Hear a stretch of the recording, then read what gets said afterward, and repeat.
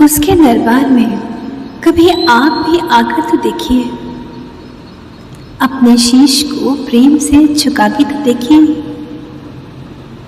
एक नहीं अनेक रूहों ने पाया जहां सबब है सुकून का, उस परमात्मा के असल निराकार स्वरूप का परिचय आप भी तो पाके देखिए।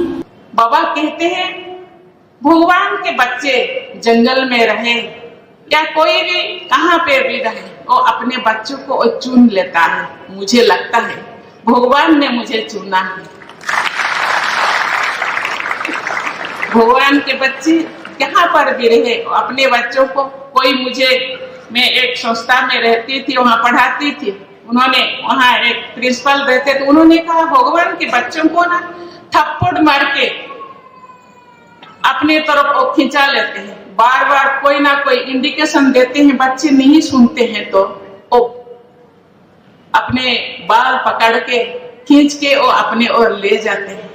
मुझे लगता है बहुत सारा थप्पड़ खाने के बाद मैं सीधे रास्ते पे आई।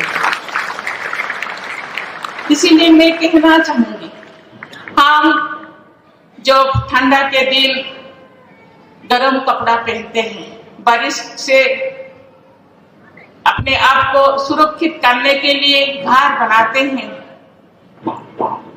धूप के दिन समर के सीजन में हम छाता लेते हैं, पाँव पे चप्पल लेते हैं। इसी तरह जिंदगी में इतने सारा परेशानी, इतने सारा जो तूफाने आती है, उससे अपने आप को सुरक्षित करने के लिए भगवान का शरण लेना उचित है, क्योंकि वो दिशा दिखाते हैं, रास्ता दिखाते हैं, सही गलत का फर्क वो कहते हैं। बाबा कहते हैं तुम्हारे अंदर बहुत सारा है, बहुत सारा क्वालिटी है, बहुत सारा शक्तियां हैं, उसी शक्ति को लाना होगा।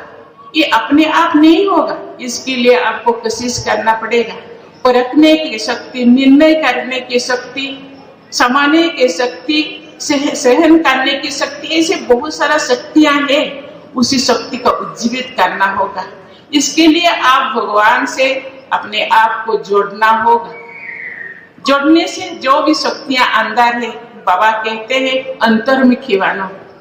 तुम्हारे अंदर इतने सारे शक्तियां हैं, शायद वो शक्तियों में से हम जिंदगी में डे टू डे लाइफ में हम 2-4% ही यूज करते हैं, यूटिलाइज करते हैं।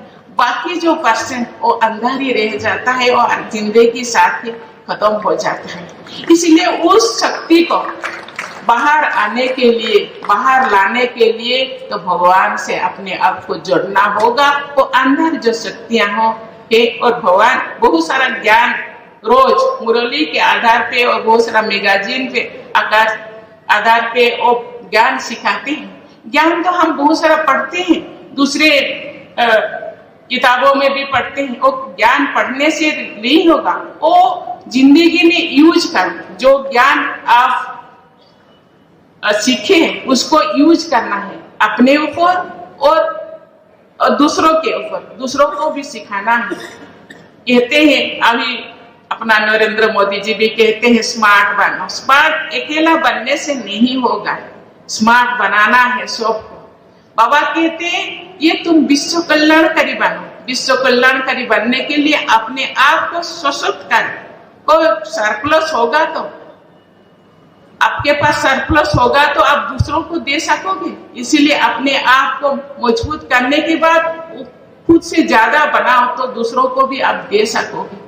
इसीलिए हर किसी के कहते हैं हम लोगों के पास तो टाइम नहीं है, मुझे तो मैं फलाना ऑफिस में काम करता हूँ, मुझे तो फलाना, मुझे कहाँ टाइम मिलता। मुझे लगता है बाबा कहते हैं इसके लिए स्पेशल टाइम शुरू में थोड़ा बहुत टाइम देना पड़ता है। बाद में आप ऐसे आदत आपका हो जाएगा, चलते फिरते काम करते भगवान के साथ जोड़ना होगा तो टाइम सेपरेट नहीं होगा आपके लिए।